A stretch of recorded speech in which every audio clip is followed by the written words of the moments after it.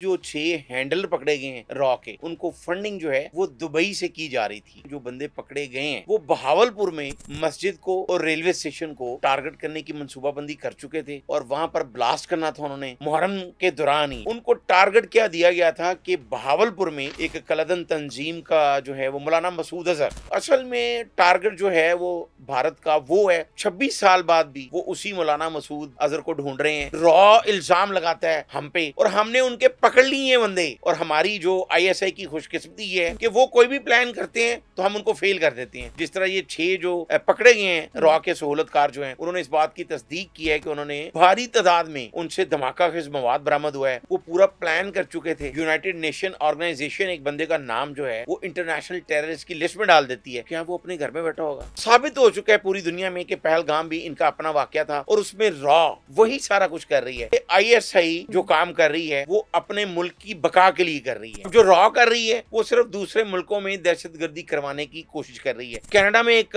सिख को कत्ल किया गया है, उसके प्रूफ मिल गए हैं। वो रॉ मुलव्वस थी उसको कत्ल करवाने में। सीटीडी के अफसरान ने पिछले दिनों में हमारे साथ बात करते हुए इस बात की तस्दीक की थी कि किस तरीके से रॉ जो है वो यहाँ पर कत्लो गारत करवा रही है। फ्यूचर आप क्या देखते हैं कि दोबारा से रॉ हमला करने की कोशिश करेगी, दोबारा एक्टिव होगी? ईरान ने बड़े अच्छे से रिटेलिएट किया। इसमें आप पाकिस्तान के रोल को किस तरह देखते हैं कि पाकिस्तान को ज्यादा इन्वॉल्वमेंट करनी चाहिए थी या जितना था बस सही था? डोनाल्ड ट्रंप को भी ये पता चल चुका है, जो अमेरिकन प्रेसिडेंट है, दोनों जो उसके बच्चे थे, अपने खास बच्चे जिसको बगल बच्चा कहते हैं, भारत और इसराइल, वो दोनों मार खा चुके हैं। अब जो वो प्रोपेगेंडा कर रहे हैं वो ये कर रहे हैं कि इस्लाम के नाम पे और मदरसों के नाम पे, दहशतगर्दी के नाम पे वो अटैक करने की कोशिश करेंगे। अस्सलाम वालेकुम, वेलकम टू एक podcast and I am your host Javeria Ajmal. Podcast शुरू करने से पहले मैं बताते चलूँ कि जो सूट आज मैंने पहना है ये I received a PR from Ghazal Kutor, और अगर आपको पसंद है तो आप भी इनके पेज से ख़रीद सकते हैं। तो I am sure I will upload the link in the title, तो वहाँ से भी आप इसको देख सकते हैं, सोशल मीडिया से भी आप इसे ख़रीद सकते हैं। तो आज हमारे साथ मौजूद हैं शिराज निसार साहब, इंचार्ज क्राइम सेल एक न्यूज़, जो हमें बताएंगे एक बहुत सीरियस इशू के बारे में जो पाकिस्तान में इस वक्त चल रहा है। रॉ के बहुत से एजेंट्स पंजाब से और कराची से पकड़े गए हैं। उनका क्या मंसूबा था, वो क्या करना चाहते थे, उनको कैसे पकड़ा गया और आगे हमारा लाएमल क्या हो सकता है, सब पे बात करने के लिए हमारे साथ शिराज निसार साहब मौजूद हैं। कैसे हैं आप शिराज साहब? जी मैं बिल्कुल वेलकम ठीक टू द हूँ पॉडकास्ट। जी। एंड आप बताएंगे कि दोबारा से हम देख रहे हैं कि एक दफ़ा फिर रॉ एक्टिव हो चुकी है और क्या इनके अज़ाइम है इस बार? जवेरिया, रॉ के जो अज़ाइम है वो शुरू से वही हैं और एंड तक वही रहेंगे। इंसान की जो फितरत है वो नहीं बदलती। और जिस तरह अब फिर जो 6 हैंडलर पकड़े गए हैं रॉ के, हम्म। उनको सबसे पहले हम अपने नाज़रीन को ये बताते हैं कि उनको फंडिंग जो है वो दुबई से की जा रही थी। हम्म। अभी जो गुज़िश्ता रोज़ एडिशनल आईजी पंजाब शहज़ादा सुल्तान और एसएसपी सीटीडी वकार अजीम, उन्होंने हमारे साथ बात करते हुए इस बात की तस्दीक की है कि जो बंदे पकड़े गए हैं हम्म। वो बहावलपुर में मस्जिद को और रेलवे स्टेशन को टारगेट करने की मंसूबाबंदी कर चुके थे सही। और वहां पर ब्लास्ट करना था उन्होंने मुहर्रम के दौरान ही। तो उन्होंने मुहर्रम के दौरान ही इस तरह की वहां पे बड़ी वारदात करनी थी। तो वो उससे पहले फिर आईएसआई ने भी, सीटीडी ने और तमाम हमारी फोर्सेस ने मिलकर हम्म। जो एक ऑपरेशन इस वक्त चल रहा है, यलगार यलगार के नाम से एक ऑपरेशन चल रहा है जो पूरे पंजाब में इस वक्त ऑपरेट हो रहा है। उसको सुपरविजन तो सीटीडी ही कर रही है, लेकिन बाकी एजेंसीज भी साथ दे रही हैं। हम्म। अब जो बंदे पकड़े गए हैं, अब हम अपने नाज़रीन को आज बताएंगे कि वो सिर्फ मुहर्रम और हराम में दहशतगर्दी नहीं करना चाहते थे, बल्कि वो मौलाना मसूद अजहर के पीछे हैं और ओके। उस मस्जिद को टारगेट करना चाहते थे। वो इतने बेवकूफ़ हैं, जो रॉ के हैंडलर भी हैं और रॉ के जो एजेंट हैं, और जो एक मेजर है जिसकी फुटेजेस भी वायरल हो चुकी हम्म। हैं, हमारे पास भी हैं, और वो बात करता हुआ नज़र आ रहा है, मेजर रविंद्रा। या और एक रविंद्र इंस्पेक्टर सिंह राठौर। है, या। रविंद्रा राठौर, हम्म। बिल्कुल आपको भी नाम याद है उसका। और एक इंस्पेक्टर है सिंह। हम्म। उनकी ऑडियो मैसेजेस हैं कि किस तरीके से वो ऑपरेट कर रहे हैं। और जो हैंडलर हैं हम्म। उनको टारगेट क्या दिया गया था कि बहावलपुर में एक कलदन तंजीम का जो है वो मौलाना मसूद अजहर, सही। असल में टारगेट जो है वो भारत का वो है। और हम अपने नाजरीन को आगे चल के ये भी बताएंगे कि वो इतने बावले क्यों हुए हैं मौलाना हम्म। मसूद अजहर को पकड़ने में। हम्म। ये सबसे पहले हम आपको बताते हैं कि 1995 में मौलाना मसूद अजहर को कश्मीर के एक इलाके से भारत ने हिरासत में ले लिया। सही। अब ये बड़ी दिलचस्प बात है कि 1999 में, दिसंबर 1999 में वहां से एक जहाज को किडनैप किया जाता है, हम्म। जो दिल्ली एयरपोर्ट से खटमंडू का उसने सफर तय करना था। और उस जहाज को एक हफ्ता किडनैपर जो है, जो हाईजैकर हैं, वो कभी किसी शहर ले जाते हैं, वो यूएई भी ले गए, लाहौर एयरपोर्ट पर भी वो आया, फ्यूलिंग यहाँ पर की गई, लेकिन हमने क्यों उनको फ्यूल दिया वो भी मैं बताऊंगा। सही। अब आज 26 साल बाद भी वो उसी मौलाना मसूद अजहर को ढूंढ रहे हैं, रॉ के जो तो एजेंट बेसिक हैं। उनका एजेंडा क्या है इसके उनका पीछे? एजेंडा ये है कि मौलाना मसूद अजहर को उन्होंने पकड़ा था और उस पर इल्जाम लगाया कि ये भारत में दहशतगर्दी करवा रहा है, सही। जो एक तंजीम का सरबराह था उस वक्त। लेकिन उसने, मौलाना मसूद अजहर ने उस वक्त दौरान इन्वेस्टिगेशन ये बताया कि मैं सिर्फ जमीनी जायजा लेने आया था। ओके। पकड़ा गया। अब उसके बाद जब जहाज को अगवा किया जाता है तो हाई जैकर डिमांड भी यही करते हैं कि मौलाना मसूद अजहर और हम्म। उनका एक साथी था उमर सईद, और एक और कश्मीरी एक एक्टिविस्ट था, उन तीनों को वो रिहा करवाने के लिए कहते हैं, जो कि भारत को फिर छोड़ना पड़ता है मौलाना मसूद अजहर को। सही। 1999 में, आज 26 साल पहले की ये बात है। हम्म। तो 26 साल से रॉ ने मुख्तलिफ इल्जामात लगाए, पाकिस्तान पे इल्जामात लगाए, हम्म। भाई वो अगर आपसे पकड़ा जाता है तो पकड़ लें, जाहिर सी बात है। हमारा तो उससे कोई ताल्लुक नहीं। हम्म। और फिर जब जहाज अगवा किया गया तो वही जहाज दिल्ली एयरपोर्ट पर भी खड़ा रहा फ्यूलिंग के लिए। अच्छा। तो वहां तो रॉ नहीं पहुंची उसको पकड़ने के लिए। हम्म। फिर वहां से वो फ्यूलिंग करवा के हम्म। दोबारा वहां से यूएई पहुंच गया। वहां भी इंडियन हुकूमत जो है वो उनकी मिन्नतें करती थी कि आप इनको पकड़ लें, तो वहां से भी वो निकल गया। फिर वो कंधार पहुंचा, जब हम्म। उस वक्त तालिबान की हुकूमत थी, सही। तो वहां पर भारत ने फिर अपने जहाज में मौलाना मसूद अजहर को भिजवाया वहां कंधार। ओके। तो फिर वो जो 150 के करीब मुसाफिर थे उस जहाज में, उनको रिलीज किया गया। और जो हाई जैकर थे वो और मौलाना मसूद अजहर, वो उस वक्त अफगानिस्तान में ही ड्रॉप हुए। सही। उसके बाद से अभी तक उनका किसी को कोई पता नहीं। ओके, तो ये जो जब यहाँ पे हमला हुआ पाकिस्तान के अंदर, तब भी वो मौलाना मसूद मसूद के पीछे ही थे इस वक्त? अभी जो लोग पकड़े हम्म। गए हैं, हम्म। हाँ जी, ये जो 6 सीटीडी ने कंफर्म किए हैं, जो हम्म। रॉ के हैंडलर हैं, हम्म। जिनको फंडिंग हो रही है, अब वो बहावलपुर में ही, मौलाना जो मसूद अजहर हैं, हम्म। वो बहावलपुर में ही पैदा हुए हम्म। और वहाँ ही एक मदरसे से उन्होंने तालीम हासिल की। फिर कराची भी चले गए, फिर एक तंजीम के साथ भी रहे। फिर 2019 में यूनाइटेड नेशन ऑर्गेनाइजेशन ने जो इंटरनेशनल टेररिस्ट की एक लिस्ट है, उसमें उनका नाम डाल दिया। ओके। भाई अगर ऐसी कोई एक्टिविटीज है तो जरूर डाला जाए, उसको पकड़ा हम्म। भी जाए। हम्म। लेकिन रॉ इल्जाम लगाता है हम पे, हम्म। और हमने उनके पकड़ लिए बंदे। या। देखो, सबसे बड़ी बदकिस्मती रॉ की ये है, और हमारी जो आईएसआई की खुशकिस्मती ये है हम्म। कि वो कोई भी प्लान करते हैं तो हम उनको फेल कर देते हैं। लेकिन वो जो भी कोई प्लान करते हैं, वो बदबख्ती का प्लान उनका ये होता है कि उन्होंने सिर्फ टारगेट करना होता है, दहशतगर्दी करवानी होती है। जिस तरह ये 6 जो पकड़े गए हैं रॉ के सहूलतकार जो हैं, उन्होंने इस बात की तस्दीक की है कि उन्होंने भारी तादाद में उनसे धमाका खेज मवाद बरामद हुआ है, हम्म। डेटोनेटर्स हैं, फ्यूज हैं। वो पूरा प्लान कर चुके थे हम्म। कि एक मस्जिद उड़ानी है और बहावलपुर रेलवे स्टेशन को उड़ाना है। सही। अब उनकी आप देखो कि कैसे वो साइको हैं रॉ वाले जो हैं, हम्म। कि मौलाना मसूद अजहर जो है वो पैदा हुआ था बहावलपुर में, तो आपने बहावलपुर रेलवे स्टेशन उड़ा देना है। वही ना, कि अभी उनका कोई निशान भी नहीं वहां पे मिल रहा कि वहां पे वो मौजूद हैं या नहीं हैं। स्टिल ये बहावलपुर पहुंचकर बहावलपुर में ही इस तरह की एक्टिविटीज कर और रहे हैं। जवेरिया, ये it's hmm. A matter of common sense कि हम्म। अगर यूनाइटेड नेशन ऑर्गेनाइजेशन एक बंदे का नाम जो है हम्म। वो इंटरनेशनल टेररिस्ट की लिस्ट में डाल देती है, तो क्या वो अपने घर में बैठा होगा? तो रॉ को यही लग रहा है। हम्म। लेकिन रॉ खाली सिर्फ मौलाना मसूद अजहर के पीछे नहीं, अब पूरे उसके खानदान, उसके भाइयों, बाकी लोगों को भी हम्म। तंग कर रहे हैं। और हम्म। बहावलपुर एयरपोर्ट उड़ाने की जो है वो कोशिश की गई, वहां उस ये मस्जिद उड़ा दें, इसमें मौलाना मसूद अजहर जो है वो बचपन में पढ़ता रहा है। माय आज से गॉड। 60 साल पहले की बात बता रहा हूँ आपको। हम्म। तो ये उनका खब्त है।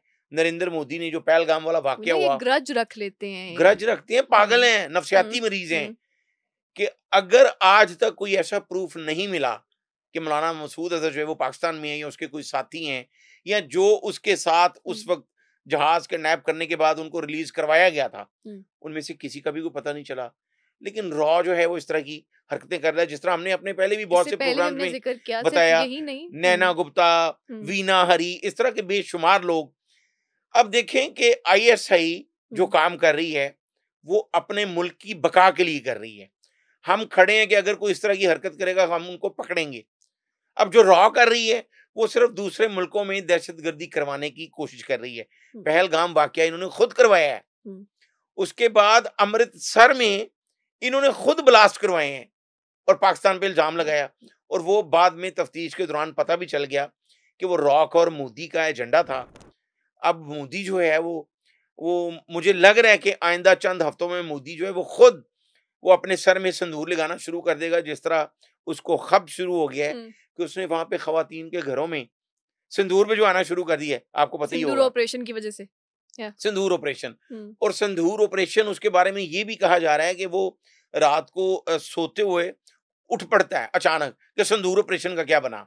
ये मोदी की ये कैफियत हो गई है। और अब आइंदा हम दिनों में देखेंगे कि वो खुद किसी शीशे के सामने खड़े होगे तो खुद भी सिंदूर लगाएगा। क्योंकि मुझे लगता है अब यही हो सकता है कि क्योंकि आपने कल भी हमने देखा कि जो ऑर्गेनाइजेशन जो एक समिट हुआ है उसमें भी उन्होंने पहलगाम को उठाने की कोशिश की, ये भी कहा कि पाकिस्तान पे इल्जाम लगाने की कोशिश की। जब नहीं पहलगाम वाक़ये को बीच में ऐड किया गया तो फिर हम भारत में दोबारा से उनको एक तनज़्ज़ुली का सामना करना पड़ा, दोबारा से उनकी बेइज्जती हुई पूरी दुनिया में। देखो वहाँ पे 8 मुल्कों के सरबराह खड़े थे और वो सारे मुस्कुरा रहे थे और हंस रहे थे कि ये पहलगाम इनका खुद क्रिएट किया हुआ है, और उन्होंने एक्सेप्ट ही नहीं किया। इस बात पे मोदी साहब बड़े नाराज हुए हैं। और साबित हो चुका है पूरी दुनिया में कि पहलगाम भी इनका अपना वाकया था, और उसमें रॉ वही सारा कुछ कर रही है। जो इंटरनेशनल लेवल पे इस वक्त दहशतगर्द एजेंसी है वो रॉ है। अभी जो 6 बंदे पकड़े गए हैं, जो तफ्तीश हुई, और उसके बाद कराची से जो कल एसएसपी ने वहां पे प्रेस कॉन्फ्रेंस की है, उन्होंने भी बताया जो 6 बंदे वहां से भी पकड़े गए हैं वो भी रॉ के तरबियत याफ्ता थे और वो वहां पे धमाके करना चाह रहे थे। तो अब ये नरेंद्र मोदी को और इनकी जो एजेंसी है, दहशतगर्द एजेंसी, उनको ये शर्म नहीं आ रही कि मुहर्रमुल हराम जैसा महीना जो है वो शुरू हो रहा है, लेकिन उनका कोई ताल्लुक नहीं। खैर, इंसानियत का एक मजहब होता है, वो तो इसको एज अ टारगेट बना के इस्तेमाल करते हैं ना, क्योंकि हमने पहले भी देखा है कि जब मुहर्रम का एक महीना होता है तो वैसे ही जो एक हमारे सेक्टेरियनिज्म ज्यादा शुरू हो जाता है, और सेक्टेरियनिज्म को हवा देने के लिए बाहर की ताकतें बहुत इस्तेमाल की जाती हैं, स्पेशली सोशल मीडिया पे। इससे पहले भी ये आया था कि इसमें भी बाहर की ताकतें इन्वॉल्व है, रॉ इन्वॉल्व है, इस तरह के मुख्तलिफ अकाउंट्स जो बाहर से रन हो रहे हैं कि वो सुन्नी शिया को आपस में लड़ाने की कोशिश करते हैं। ये भी एक अवाम के लिए अवेयरनेस है कि मुहर्रम शुरू हो चुका है। हाँ। सुन्नी शिया आपस में लड़ने की कोशिश ना करें, एक दूसरे की इज्जत करें, एक दूसरे के साथ, क्योंकि गमे हुसैन तो सब बनाते हैं। जवेरिया, सबसे बड़ी बदनसीबी हमारी कौम की भी कुछ है कि मैं पहले भी ये डिस्कस कर चुका हूं कि हमारे यहाँ पर चंद हफ्तों के दौरान 1000 से ज्यादा अफराद वो पकड़े गए हैं जो सोशल मीडिया पे जो भारतीय आईडीज पे जवाब दे रहे थे। अब ऐसी ऐसी बातें हुई, अब वो बाद में जाके ड्यूरिंग इन्वेस्टिगेशन ये बात सामने आई कि ये फिरका वारी जो फैलाई जा रही है, गुलाम हुसैन, मोहम्मद अली, इन इन इन नामों से वो आईडीज जो हैं वो रॉ ऑपरेट कर रही है। वो भारत से और दीगर ममालिक से इन नामों के साथ ऐसी ऐसी बात सोशल मीडिया पे डाली जाती है कि एक मुसलमान जो है वो उसका जवाब जरूर देगा, और 1000 से ज्यादा अफराद जो है वो गिरफ्तार हो चुके हैं एफआईए में। तो ये हमारे लोगों को ये समझना चाहिए कि इस तरह की जो बकवास करने वाले लोग हैं, रॉ के इस एजेंडे को समझें। और ये रॉ आज से नहीं कर रहा, अगर आप देखो शुरू से सिखों को हमारे खिलाफ कर दिया। और पाकिस्तान जब बने उसके बाद से 78 तक पहले सिखों को मुसलमानों के खिलाफ करके और बहुत ही कत्लेआम करवाई। बाद में सिख कम्युनिटी को ये साबित हो गया कि ये भारतीय जो हिंदू हैं और जो खासकर रॉ है वो ये सारा कुछ करवा रही है। तो फिर वो सामने आया वो बाद में गोल्डन उनको टेम्पल। रियलाइज हुआ, उसके हाँ बाद फिर वही है कि पंजाब से मोहब्बत एक शुरू हो गई। वही सिख वाली बात से मेरे जहन में आया, दिलजीत दोसांझ आप जानते होंगे, सिख इंडियन है जिनकी मूवी आई है हानिया आमिर के साथ। आजकल बड़ा इशू चल रहा है कि हानिया आमिर को क्यों उन्होंने, बीइंग अ पाकिस्तानी एक्ट्रेस, क्यों लिया अपनी मूवी में। बिल्कुल ठीक एक है, पंजाबी मूवी जो चल रही है, अब बिल्कुल। वो अपने ही एक्टर के ऊपर इतना उन्होंने शुरू कर दिया है कि इसका पासपोर्ट ब्लॉक किया जाए, इसको कहीं काम नहीं देना, और मुझे तो लगता है कि कुछ अरसे में उनको लाइफ थ्रेट्स भी आना शुरू हो जाए। जवेरिया हम्म खालिस्तान जो है हम्म वो क्या था? वो इनका एक मुतालबा था ना कि हम्म एक अलग स्टेट हमारी हो जाए, तो कोई मसला नहीं है। हम्म पूरी दुनिया में ऐसा हुआ है, लेकिन उसमें भी ऑपरेशन करवाया गया। हम्म, उसमें बहुत बड़ी तादाद में जो है वो सिख कम्युनिटी को कत्ल करवाया गया, मरवाया गया लोगों को। मरवाया गया। और उसमें कौन मुलव्वस था? भारतीय हुकूमत खुद मुलव्वस हम्म थी। अब जो कनाडा में एक सिख को कत्ल किया गया है, उसके प्रूफ मिल गए हैं हम्म कि रॉ एजेंट था, वो रॉ मुलव्वस थी उसको कत्ल करवाने में। हम्म और वो इसलिए करवाया गया कि कैनेडियंस जो सिख हैं वो खालिस्तान तहरीक में वो बहुत ज्यादा सपोर्ट करते रहे yeah, हैं। और इसी वजह से उसको वहां पे बल्कि कनाडा की जो गवर्नमेंट है हम्म, वो इन्वॉल्व हुई है। और उन्होंने कहा है कि नरेंद्र मोदी जो है वो दहशतगर्दी की वारदातें करवा ऐसा रहा है, ही और है। ये सिख को रॉ ने कत्ल करवाया है हम्म हम्म कनाडा में। हम्म तो अब रॉ की आप जहां से भी सुनेंगे वो इस तरह की बात ही आएगी कि ये सिर्फ कत्लो गारत करवा रहे हैं। एजेंसी का मकसद ये होता है, जो हमारी आईएसआई है, हम्म कि हम शीशा प्लाई दीवार बने हुए हैं। और मैं आपके प्रोग्राम की वसातत से ये अपने नाजरीन को कहना चाहता हूं कि आप फोर्सेस का साथ दें, हम्म, इसलिए कि ये हमारा मुल्क है। एग्जैक्टली। और दुनिया में जितनी भी फोर्सेस कामयाब हुई हैं वो अपने शहरियों की वजह से होती हैं, हम्म जब शहरी उनके आंख और कान बनते हैं। तो रॉ ने जो कनाडा में करवाया, अब सिख कम्युनिटी को जाके अरसा बाद ये समझ आई है कि भारतीय हिंदुओं ने और खासकर रॉ ने मुसलमानों के खिलाफ सिखों को इस्तेमाल किया, हम्म, और उसके बाद उनको उनको ही दहशतगर्द डिक्लेयर किया। ऐसा ही भाई है। 1983 में जब गोल्डन टेम्पल में आकर कोई सिख कम्युनिटी वहां पे रहायश पजीर हुई है, हम्म तो उनके पास कोई इतना असला तो नहीं था कि वो कोई दहशतगर्दी करने लगे थे। उनका एक मुतालबा था हम्म कि एक अलग स्टेट बना दी जाए, हम्म लेकिन फौज के साथ वहां पर हमला किया गया। आपको याद होगा 1984 में जो ऑपरेशन हुआ था ब्लू स्टार, या नाम सुना है उस मैंने। ब्लू स्टार में एक बहुत बड़ी तादाद सिख कम्युनिटी की कत्ल की गई। हम्म तो रॉ की जो कार्रवाई हैं वो दुनिया में जारी हैं। अब दुनिया को ये समझ आ चुकी है, जिस तरह आपने खुद भी कहा कि कल 8 ममालिक के सरबराह खड़े थे और हम्म मुस्कुरा रहे थे कि नरेंद्र मोदी साहब जो है वो झूठ बोल रहे हैं। हम्म, और वो जो पहलगाम का वाकया वो भी रॉ ने किया। एग्जैक्टली। अब पाकिस्तान में जो वारदातें करवा रहे हैं, हमारे नाजरीन सुनकर ये हैरान हो जाएंगे हम्म कि 1 साल और चंद माह के दौरान पाकिस्तान में रॉ 200 से ज्यादा अफराद को कत्ल करवा चुकी है। आईजी पंजाब डॉक्टर उस्मान अनवर हम्म और दीगर सीटीडी के अफसरान ने पिछले दिनों में हमारे साथ बात करते हुए इस बात की तस्दीक की थी कि किस तरीके से रॉ जो है वो यहाँ पर कत्लो गारत करवा रही है। उससे पहले भी हमने एक प्रोग्राम डिस्कस किया, हम्म, अब्दुल करीम और बम्बो वाला या 500 अफराद को कत्ल किया। हम्म रॉ का हैंडलर था, हम्म रॉ का तरबियत याफ्ता था, बम बनाता था। हम्म तो रॉ को शर्म आनी चाहिए कि अपने मुल्क की बका के लिए तो काम करें, हम्म। लेकिन दीगर तो हर ममालिक में एजेंसी का काम होता है कि अपने मुल्क हाँ की प्रोटेक्शन, अपनी सेफ्टी एजेंसी के होती लिए इसीलिए है। आप, क्योंकि अब जिनके काम है, जब मंजर आम पर आ जाते हैं, फिर इन्हीं की बेइज्जती होती है, इन्हीं के मुल्क की बेइज्जती होती है, पूरी दुनिया पर हंसती है कि अच्छा इन्होंने खुद ही हमले करवाए हैं, खुद ही रो रहे हैं, खुद ही इल्जामात लगा रहे हैं, किसी चीज़ का भी अब तक कोई प्रूफ नहीं मिल सका, और आप फिर दूसरे मुल्क में घुस के आप वहाँ पे इस तरह की एक्टिविटीज शुरू कर दें, तो बिल्कुल ऐसे ऑब्वियसली ही। आपके लिए अब अच्छा इन्होंने एक नहीं है। नया तरीकाकार पकड़ा है, जिस तरह पहले ये अफगानिस्तान को इस्तेमाल कर रहे थे हम्म, और अपने जितने भी तरबियत याफ्ता इनके एजेंट थे, जो भी इनके हैंडलर थे, उनको अफगानिस्तान से सपोर्ट किया जाता था, असला वहां से फराहम किया जाता था, पैसे वहां से दिए जाते थे। सही। अभी जो हमारे पास 11 इनके हैंडलर पकड़े गए हैं कराची और पंजाब से, उन्होंने ड्यूरिंग इन्वेस्टिगेशन ये बताया कि दुबई से रॉ के एजेंट हैं जो बैठकर सपोर्ट कर रहे हैं, पैसा भिजवा रहे हैं, और उनकी रिकॉर्डिंग्स भी हमारे हिसास इदारे के पास मौजूद हैं। हम्म, जिस तरह वो रविंद्रा या रविंद्रा रविंद्र राठौर राठौड़, और या इंस्पेक्टर सिंह, हम्म वो बकायदा इंस्ट्रक्शन दे रहे हैं कि आप ये कब तक कर लेंगे। यानी हम्म उनके लिए इतना आसान है कि जो आप किसी मुल्क ऑडियो के के बारे में बात करें थे, ऑडियो हम चला तो नहीं सकेंगे, लेकिन मैं यही चाहूंगी कि आपसे करक्स जरूर हमें दें। जी बिल्कुल, हम्म वो ऑडियोज सीटीडी के पास मौजूद हैं। हम्म वो एडिशनल आईजी जो है उन्होंने हमें प्रोवाइड की है, शहजादा सुल्तान एडिशनल आईजी पंजाब, बल्कि वो कल ही उनका तबादला हुआ और वो अब एडिशनल आईजी इन्वेस्टिगेशन पंजाब हो गए हैं। ओके। तो उन्होंने हमारे साथ बात की, उन्होंने बताया कि ये इस तरह कर रहे हैं, हमारे पास बहुत से प्रूफ हैं कि रॉ जो है वो क्या कर रही है और पाकिस्तान में दहशतगर्दी की जितनी भी बड़ी वारदातें हैं उसके पीछे रॉ है। हुँ।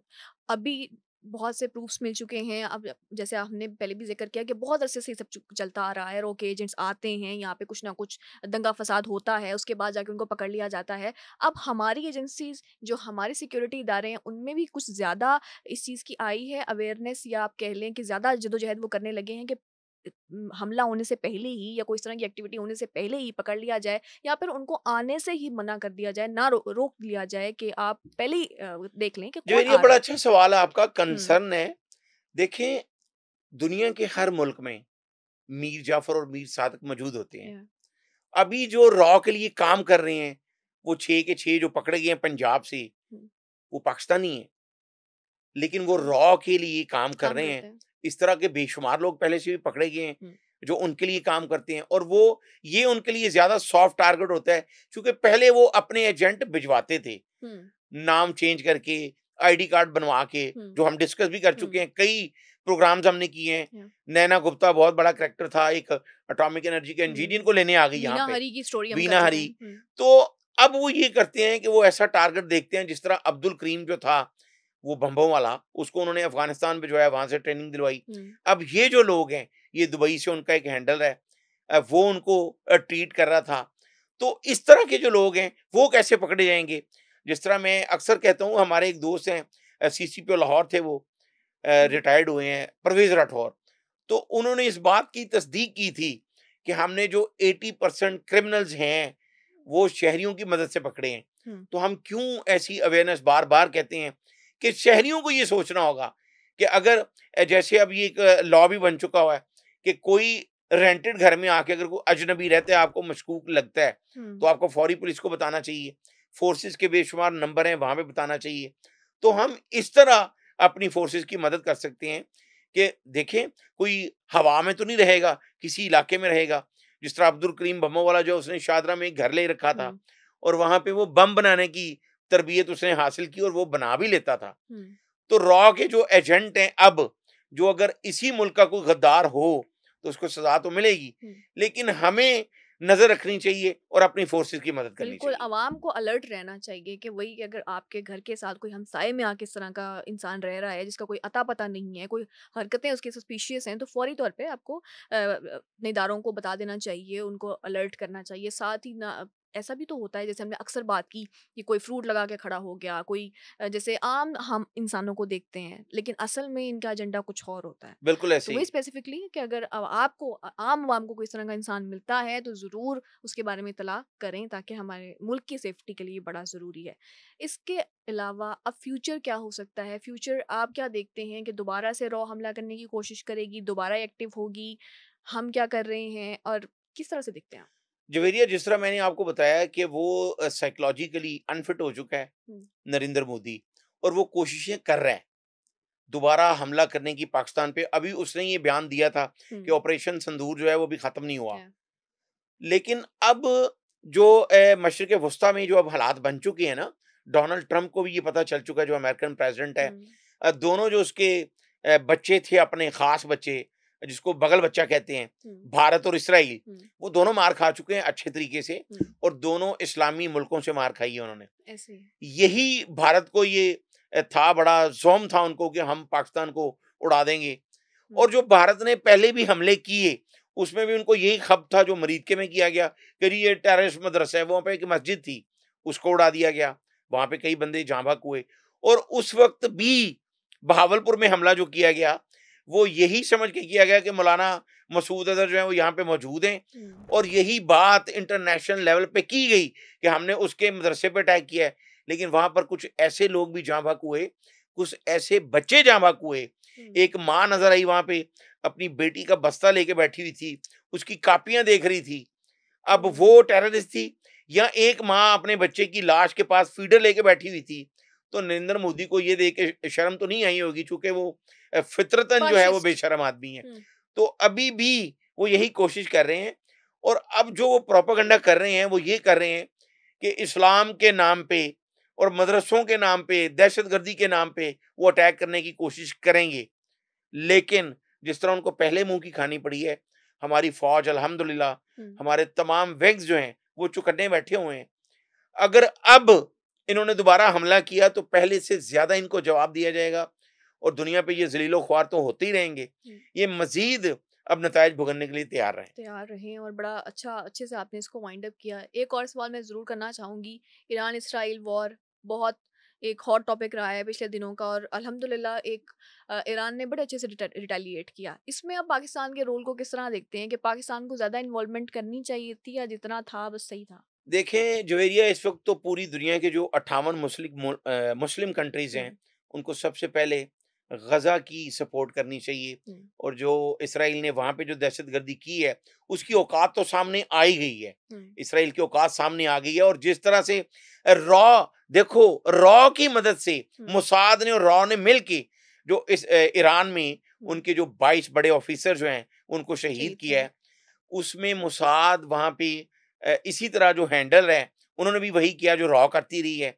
वहां पे उन्हीं को हायर किया और उनके जरिए अभी फिर 200 से जायद ऐसे जो हैंडलर हैं रॉ के और इसराइल के मुसाद के, वो ईरान ने पकड़ लिए हैं। और परसों भी उन्होंने 3 अफराद को फांसी दी है।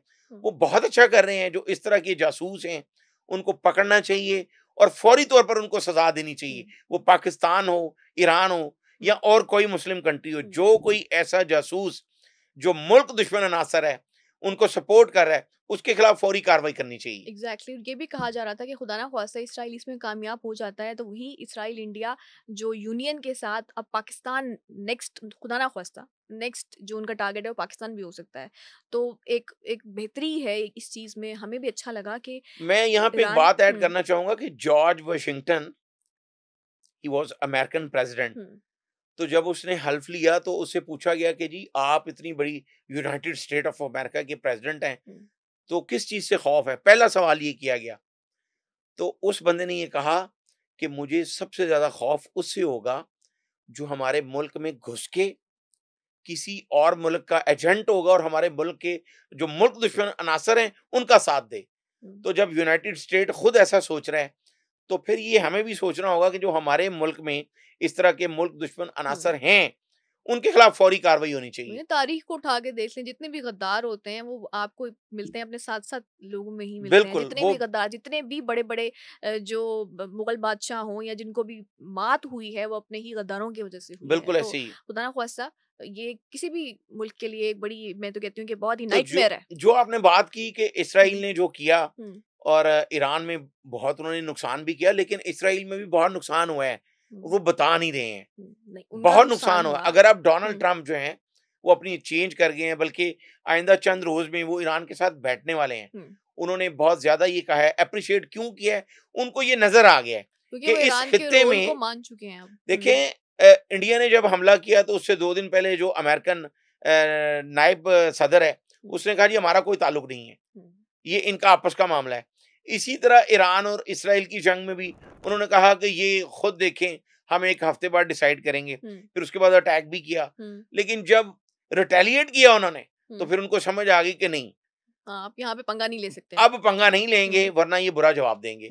तो अभी जो दोनों मुल्क हमारे सामने आए हैं इस वक्त, देखो शुरू से जो मुस्लिम कंट्रीज हैं, अगर पाकिस्तान की तारीख उठा के देखी जाए तो लियाकत अली खान जो पाकिस्तान का पहला वजीर आजम था, उसका क्या कसूर था?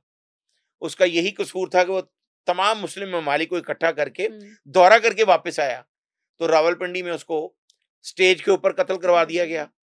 और वो 1 इंच से गोली मारने वाला स्टेज के ऊपर था, वो ऐसा प्लान किया गया। उसके बाद जुल्फकार अली भुट्टो, वो इस्लामिक बैंक पाकिस्तान में लाना चाहता था, कत्ल करवा दिया गया।